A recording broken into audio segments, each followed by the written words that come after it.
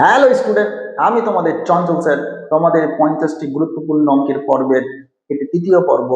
এই পর্বে তোমাদের জন্য গুরুত্বপূর্ণ 5টি অঙ্ক আয়তঘনক অধ্যায় থেকে নিয়ে এসেছি।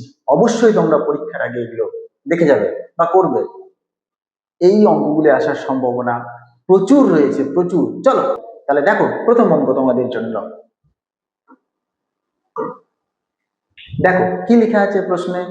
একটি সমকোণী চৌপল আকারের বাক্সের দৈর্ঘ্য, প্রস্থ ও উচ্চতার অনুপাত। তো আমরা কি জানি, কোনো কিছুর অনুপাত দেওয়া থাকলে একটি সাধারণ গুণনীয়ক গুণ করে দিতে হয়। যেমন এক্স, এক্স গুণ করে দিচ্ছি আমি। এই জায়গায় এক্স গুণ করলে 3x। কার হয়ে দৈর্ঘ্য তাহলে কত হয়ে গেল আমাদের? 3x। প্রস্থ কত হয়ে গেল বলতো? 2x। আর উচ্চতা কত হয়ে গেল বলতো? 1 এর সাথে x গুণ করলে x। তাহলে আমরা প্রথম লাইন থেকে এটাই শুধু পাচ্ছি, দৈর্ঘ্য 3x, প্রস্থ 2x আর উচ্চতা x। জাস্ট ওটা লিখে ফেলো, সবাই সবাই লিখে ফেলো লাইন। ধরি বাক্সটির দৈর্ঘ্য 3x। কি একক লিখবা? দেখো একক আছে সেমি, 3x সেমি।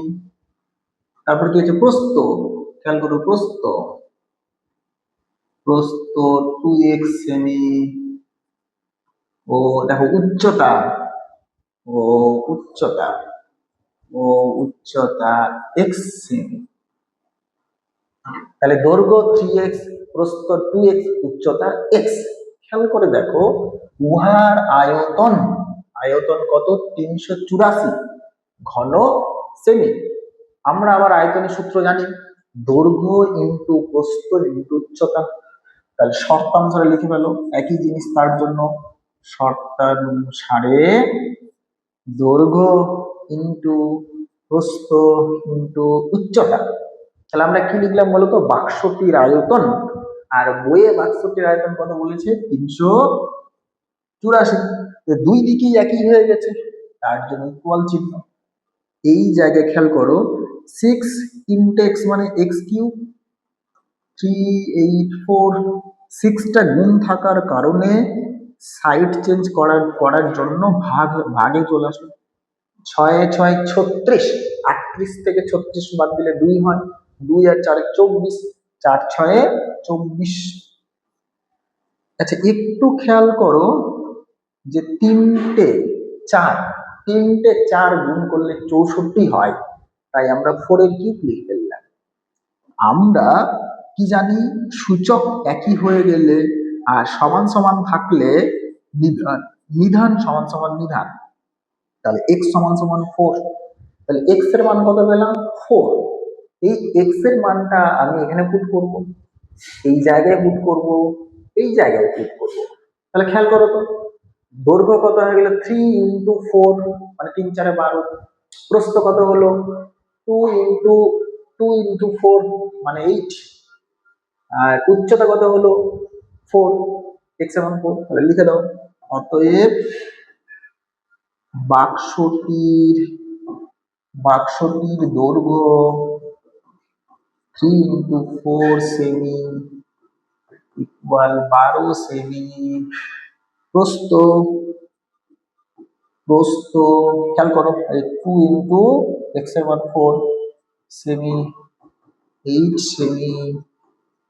ও উচ্চতা কত বলা আছে বলো তো? x এর মান কত? 4 সেমি। তাহলে দৈর্ঘ্য 12, প্রস্থ 8, উচ্চতা 4 পেয়ে গেছি। অ্যান্সার কি চেয়েছে? বাক্সটির সমগ্র তলের ক্ষেত্রফল। তাহলে সমগ্র তলের ক্ষেত্রফলের ফর্মুলাটা অ্যাপ্লাই করলেই অঙ্ক শেষ। দেখে নাও তো লিখো, অতএব বাক্সটির সমগ্র তলের ক্ষেত্রফল কি জানি? 2 ইন্টু দৈর্ঘ্য ইন্টু প্রস্থ প্লাস প্রস্থ ইন্টু উচ্চতা প্লাস উচ্চতা ইন্টু দৈর্ঘ্য, বর্গ সেমি কি একক? বর্গ বর্গ সেমি। খেয়াল করো, এটা গুণ করো, 8 × 12 = 96, এটা গুণ করো, 4 × 8 = 32, এটা গুণ করো, 4 × 12 = 48 বর্গ সেমি। এখানে যোগ করো, 8 9 10, 10 আর 6 16, 16 6 হাতে 1, 9 আর হাতে রেখে 10, 10 আর 3 13, 13 আর 14 17, 176 বর্গ সেমি। 2 দিয়ে গুণ করো, 6 2 12, হাতে 1, 7 2 14, 1 15, হাতে 1, 2 1 2 আর 1 3 বর্গ সেমি। খেয়াল করো, অ্যান্সার পেয়ে গেছি। বাক্সটির সমগ্র তলের ক্ষেত্রফল 352 বর্গ সেমি। শেষ অঙ্ক, সবাই বুঝতে পেরেছ? দেখো এই অঙ্কটা দেখো, ভালো করে পড়ো অঙ্কটাতে। দেখো অঙ্কটাতে কি রয়েছে, যে চাঁদমারির রাস্তা, একটা রাস্তা উঁচু করা হয়, উঁচু করার জন্য রাস্তাটার দুপাশে, ধরে এটা রাস্তা, এই রাস্তাটা উঁচু করা হবে মাটি দিয়ে। তাহলে মাটিগুলো কোথা থেকে আনবে? রাস্তাটার পাশে মোট 30টা গর্ত করা হবে। কটা? 30টা। কটা গর্ত করা হবে? 30টা। 30টা গর্ত করে যেই মাটিগুলো হবে সেই মাটি দিয়ে রাস্তাটা উঁচু করা হবে, রাস্তাটা উঁচু করা হবে। তো খেয়াল করো, বলে দিয়েছে যে প্রতিটা গর্তের দৈর্ঘ্য বলা আছে, প্রস্থ বলা আছে। অ্যান্সার কি জানতে চাইছে? প্রতিটা গর্তের গভীরতা কত হবে, মানে কতটা গর্ত করা হয়েছে। তাহলে গভীরতা উচ্চতা একই জিনিস। কখন উচ্চতা বলা হয়? যখন আমরা ভূপৃষ্ঠ থেকে উপরের দিকে মাপবো তখন উচ্চতা, আর গভীরতা কখন? যখন ভূপৃষ্ঠ থেকে নিচের দিকে যাব, পৃষ্ঠ থেকে নিচের দিকে যাব, তো একই জিনিস। তো আমরা ধরে নিচ্ছি গভীরতা হচ্ছে এক্স, কিছু একটা এক্স ধরে নিচ্ছি। ধরি প্রতিটি প্রতিটি গর্তের গভীরতা কি? X metre, শর্তানুসারে।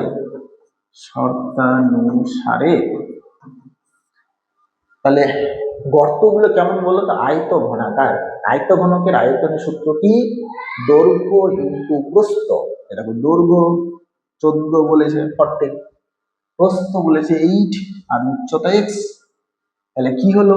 একটি গর্তের আয়তন হলো, কিন্তু কটা গর্ত রয়েছে আমাদের? 30টা। তাহলে 30টা গর্তের আয়তন পাওয়ার জন্য কি 30 দিয়ে গুণ করে নিতে হবে? তাহলে এক চান্সে হয়ে গেল। তাহলে 30টা গর্তের আয়তন রয়েছে, সেই 30টা গর্তের আয়তনেই কিন্তু রাস্তায় ফেলা হয়েছে। তো খেয়াল করো, যে রাস্তাটা তৈরি করতে এতটা ঘনমিটার মাটি লেগেছে, তাহলে এই মাটিটা কোথা থেকে নিয়ে আসা হয়েছে? এই 30টা গর্ত থেকেই আনা হয়েছে। তাহলে কি?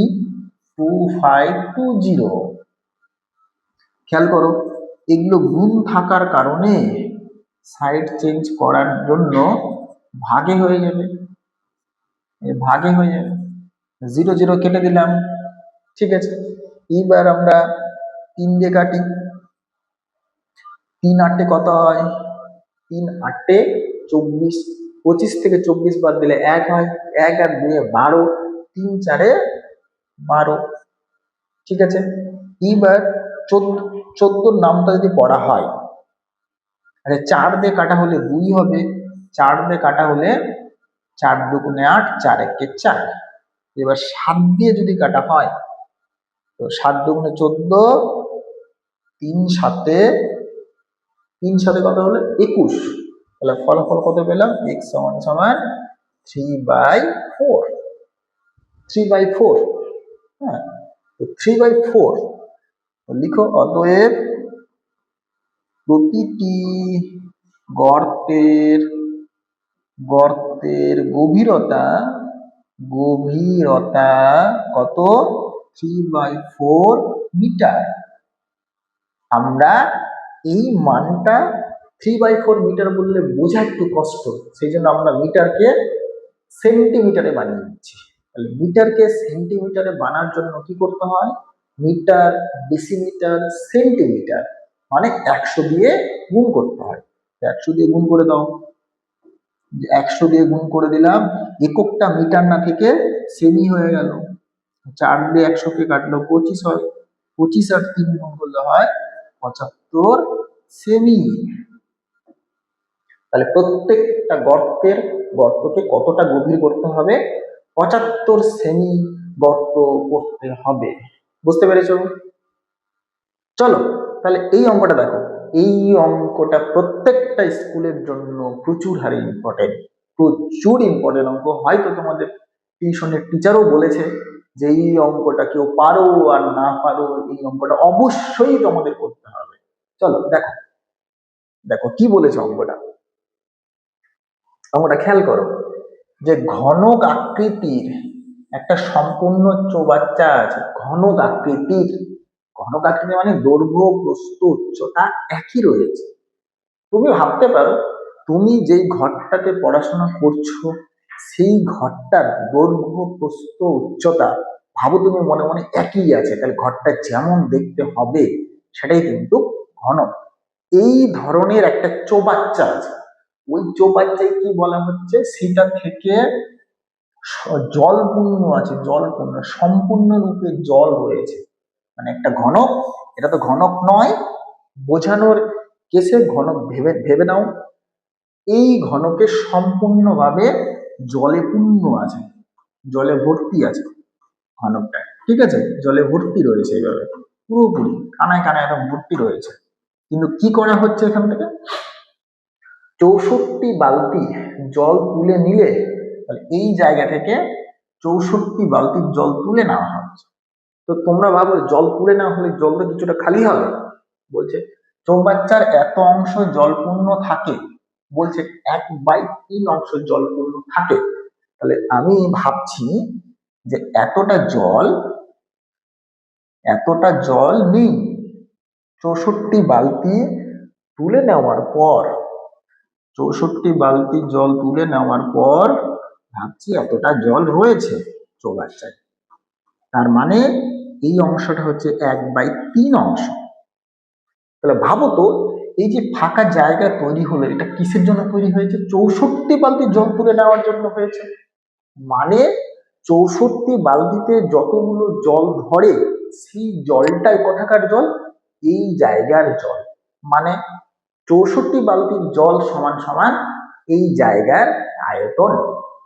এই জায়গার আয়তন বের করতে হবে।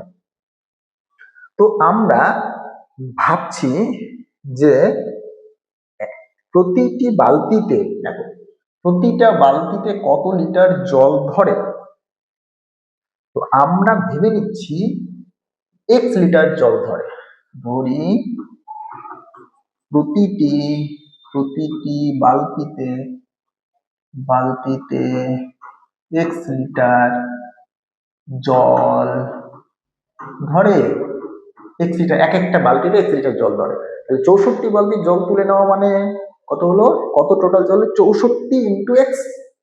এবার খেয়াল করো, এটা যদি 1/3 অংশ হয় তাহলে আমরা ছোট থেকেই জানি যে পুরো অংশ, সম্পূর্ণ অংশ মানে 1, তাহলে পুরোটা মানে 1, এটা 1/3, তাহলে এটা কি করে পাবো? 1 থেকে 1 অংশ থেকে 1/3 অংশ বাদ দিয়ে দিলাম, তাহলেই হয়ে গেল। বিয়োগ করলে 2/3 হয়। তাহলে এই অংশটা কত? 2/3। তাহলে 2/3 অংশে আয়তন বের করলেই হয়ে গেল। তো চলো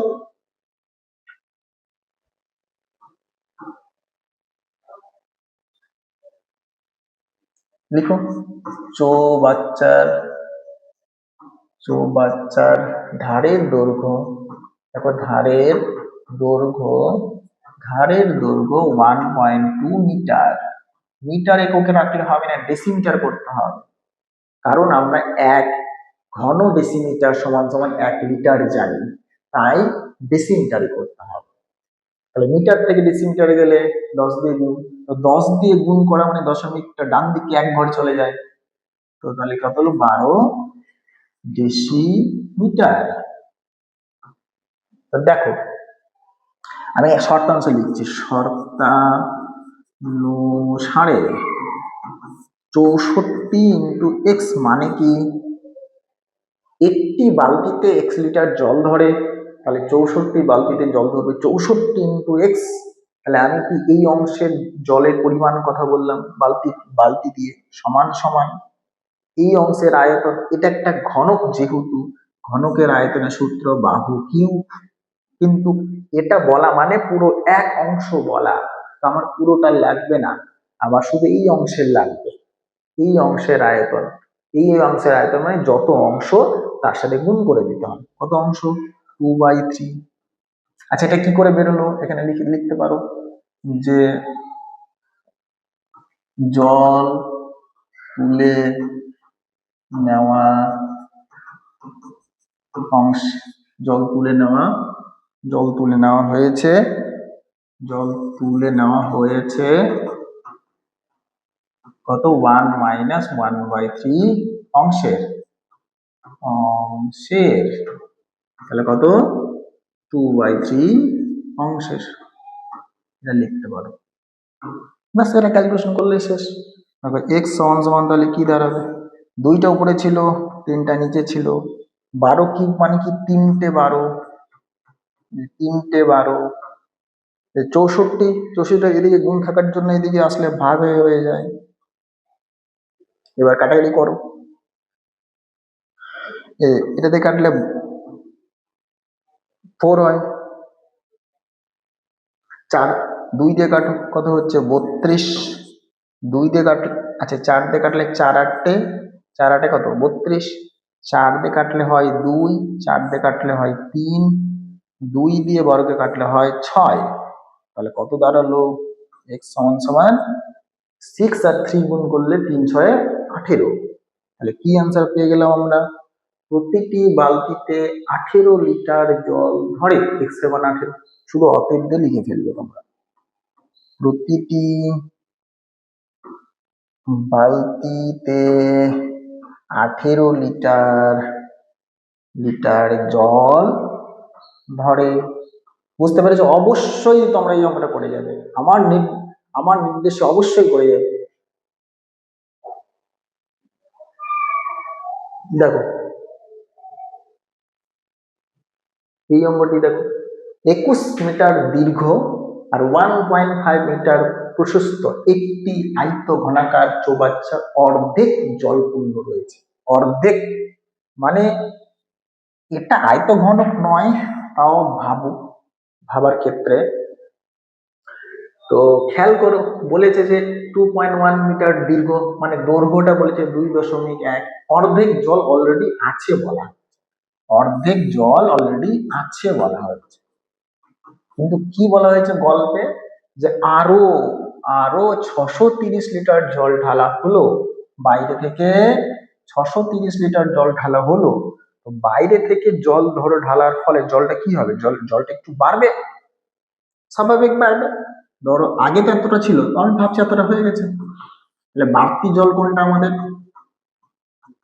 আমাদের বাড়তি জল কোনটা, এই যেটা, এটা আমাদের বাড়তি জল, এই অংশটা কিসের জন্য হয়েছে বলতো, 630 লিটার এক্সট্রা করে যে জলটা দেওয়া হয়েছে সেই কারণের জন্য হয়েছে, মানে এই জায়গাটা কিসের জন্য এসছে, 630 লিটার জলের জন্য, মানে এই অংশের আয়তন সমান সমান 630 লিটার, মানে এই জায়গাটা, তো তুমি ভাবো যে এটা তৈরি হয়েছে, এর এর কতটা গভীরতা বৃদ্ধি পাবে, মানে এই দাগটা কত, তুমি ধরে নাও এইচ বা এক্স ধরে নাও, যে এক্স, আমি ধর এক্স ধরে নিলাম, যে এটা হচ্ছে এক্স গভীরতা বৃদ্ধি পেল, তাহলে এই জায়গার আয়তন সমান সমান 630 লিটার, তাহলে অঙ্ক শেষ, কারণ 630 লিটারের জন্য ওটা হয়েছে, যেহেতু লিটার একক আছে তাহলে এগুলো ডেসিমিটারে আমাদের করতে হবে, তাহলে কি ধরি যে জলের গভীরতা জলের গভীরতা কত? এক্স ডেসিমিটার বৃদ্ধি পাবে, এক্স ডেসিমিটার বৃদ্ধি পাবে। দেখো চৌবাচ্চাটির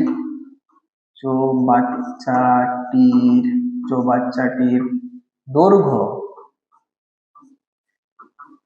2.1 মিটার। মিটারকে আমরা কিসে নিয়ে যাবো বলো তো? ডেসিমিটার। ডেসিমিটার মানে কি? মিটার থেকে ডেসিমিটার নিয়ে যাওয়ার জন্য 10 দিয়ে গুণ, 10 দিয়ে গুণ করার জন্য দশমিক ডান ডান দিকে এক ঘর চলে যাবে, এখানে চলে গেলে তো 21 হয়ে গেল, 21 ডেসিমিটার। সেম ভাবে প্রস্থ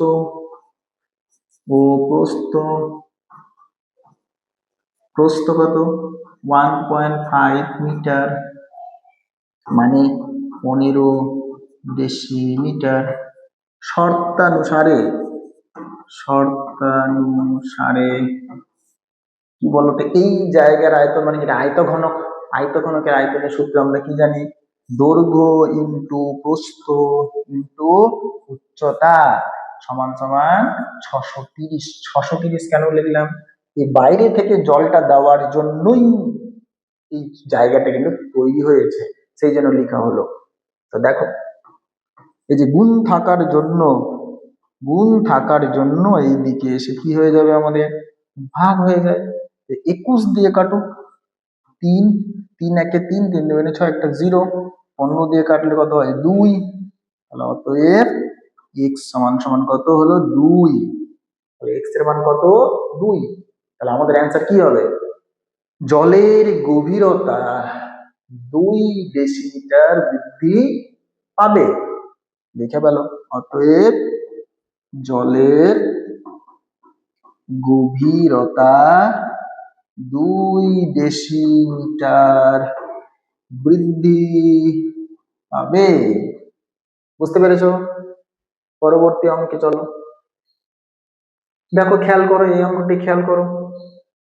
এই অঙ্কে খেয়াল করো যে বলা হয়েছে যে এত মিটার লম্বা, এত মিটার চওড়া এক খণ্ড নিচু জমিকে এত ডেসিমিটার উঁচু করার জন্য ঠিক করা হয়েছে। মানে এত মিটার লম্বা আছে, এত মিটার চওড়া আছে, একটা নিচু জমি আছে, এত ডেসিমিটার উঁচু করবে, তাহলে কি মাটি লাগবে? সেই মাটিটা কোথা থেকে নিয়ে আসবে? পাশের একটা 27 মিটার লম্বা এবং 18.2 মিটার চওড়া একটি জমি গর্ত করে তোলা হবে। যতটা মাটি লাগবে উঁচু করার জন্য পাশে একটা জায়গা, সেখানে গর্ত করে তোলা হবে। তাহলে কতটা গর্ত করব সেটা হিসাব, মানে সিম্পল লাইন, যে যেই জমিটা উঁচু করা হবে তার আয়তন সমান সমান যেই জায়গাটা গর্ত করে মাটিটা নিয়ে আসা হচ্ছে তার আয়তন, লিখলেই শেষ। তো খেয়াল করো, এখানে একটা সমস্যা যে ডেসিমি, তাহলে সবগুলো মিটার আছে, তাহলে আমি অঙ্কটা মিটারে করে দিচ্ছি। তো দেখো, লিখি, ধরি কোনটা? গর্তটি গর্তটি হচ্ছে এক্স মিটার কি গভীর করতে হবে। দেখো 6.5 ডেসিমিটার। তাহলে ডেসিমিটারকে মিটারে নিয়ে যাওয়ার জন্য কি করবা? যেহেতু মিটারটা উপরে, ডেসিমিটার এক ঘর উপরে মানে 10 দিয়ে ভাগ। 10 দিয়ে ভাগ করলে দশমিক এক ঘর বাম দিকে চলে আসে, মানে দশমিকটা এই দিক থেকে এই দিকে বাম ঘর, এই সাইডে। তাহলে 0.65 মিটার। শর্তানুসারে দেখো, নিচু জমিটা থেকে তোলা হবে, মানে নিচু জমিটার আয়তন, নিচু জমির দৈর্ঘ্য কত? 27, প্রস্থ কত? 18.2, উচ্চতা কত? এক্স। তাহলে নিচু জমিটার আয়তন সমান সমান যেটা উঁচু করা হবে, এটা গর্তটার আয়তন সমান সমান যেই নিচু জমিটা মাটি দিয়ে উঁচু করা হবে তার আয়তন। দৈর্ঘ্য ইন্টু প্রস্থ ইন্টু উচ্চতা। ব্যাস, তোমরা নিজেই বলো, এগুলো গুণ থাকার কারণে এই দিকে গিয়ে কি হবে আমাদের ভাগে দাঁড়াবে 27×18.2। আর তোমরা জানো দশমিক তোলার জন্য এটা উপরে থাকার কারণে নিচে বসে, দশমিক অঙ্কের পর একটা অঙ্ক থাকার জন্য 10 উঠে গেল, এই দশমিক উঠে দশমিকের দুটো অঙ্ক থাকার জন্য নিচে 100, এটা নিচে থাকার জন্য উপরে বসাতে হয়, দশমিকের পর একটা অঙ্কের জন্য 10, এই 10 কেটে দিলাম। এইবার খেয়াল করো, আচ্ছা আমরা ছোট দিয়ে দিই, 3 দিয়ে দিলে কত হয়, 3 9 27, 3 দিয়ে দিলে 3 একে 3, 3 6 18। আচ্ছা যদি আমরা 2 দিয়ে দিই, 2 দিয়ে যদি দেওয়া হয়, 2 দিয়ে দিলে 8 হয়, 2 দিয়ে দিলে 9 2 18, 9 একে 9, 5 13 কত হয়, 5 13 65, আর 7 13 91 হয় আমাদের। এবার দেখো 7 দিয়ে যদি দেওয়া সম্ভব হয়, 7 দিয়ে 4 7 28, 31 থেকে 28 বাদ দিলে 3 হয়, 3 আর 5 35, তাহলে 5 7 35, 9 দিয়ে ভাগ করো, 9 দিয়ে ভাগ করলে 5 9 45। হ্যাঁ, এবার দেখো এই 5 দিয়ে 100 কে ভাগ করলে 20, 5 দিয়ে 20 কে ভাগ করলে 4, 4 কে 8 দিয়ে ভাগ করলে 2। দেখো খেয়াল করে দেখো কত এসছে আমাদের, x = 2, মানে কি অ্যান্সার, গর্তটি 2 মিটার গভীর করতে হবে। লিখে ফেলো, অতএব গর্তটি 2 মিটার গভীর করতে হবে। বুঝতে পেরেছ? চলো আজকের আমাদের লাস্ট অঙ্ক, এই অঙ্কটিও 2 মার্কের জন্য প্রচুর ইম্পর্টেন্ট। দেখো আয়ত ঘনের তল সংখ্যা, তুমি যেই ঘরে বসে আছো বা শুয়ে আছো ওই ঘরটাই তোমার আয়ত ঘন।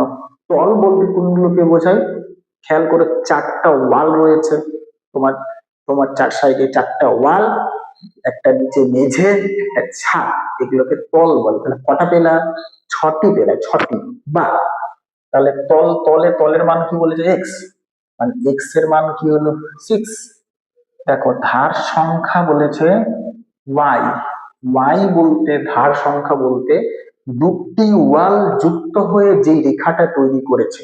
তুমি খেয়াল করো তোমাদের মেঝেতে 4টি রেখা আছে, এইভাবে তোমার ছাদে খেয়াল করো 4টি রয়েছে, আর 4 কোণাতে 4টা দাগ রয়েছে, তাহলে কটা হলো, 12টি হলো। তাহলে ধার সংখ্যা হচ্ছে 12টি, মানে ওয়াই এর মান 12। দেখো শীর্ষবিন্দু কোনগুলোকে বলা হয়, যেগুলো যেগুলো 3টি ওয়াল একটি বিন্দুতে ছেদ করেছে। খেয়াল করো মেঝেতে 4 কোণে 4টা বিন্দু রয়েছে, আর ছাদে 4 কোণে 4টে বিন্দু রয়েছে, এগুলোকে শীর্ষবিন্দু বলা হয়। তাহলে কটা, 8টি পেলাম, জেড এর মান 8। দেখো কর্ণের সংখ্যা, কর্ণ বলতে একটি শীর্ষবিন্দু থেকে অপর একটা শীর্ষবিন্দু টানা হলে কটা এভাবে টানা সম্ভব, যাতে ওয়ালে না পড়ে, ঘরের মধ্য দিয়ে যায়, 4টি পাওয়া সম্ভব।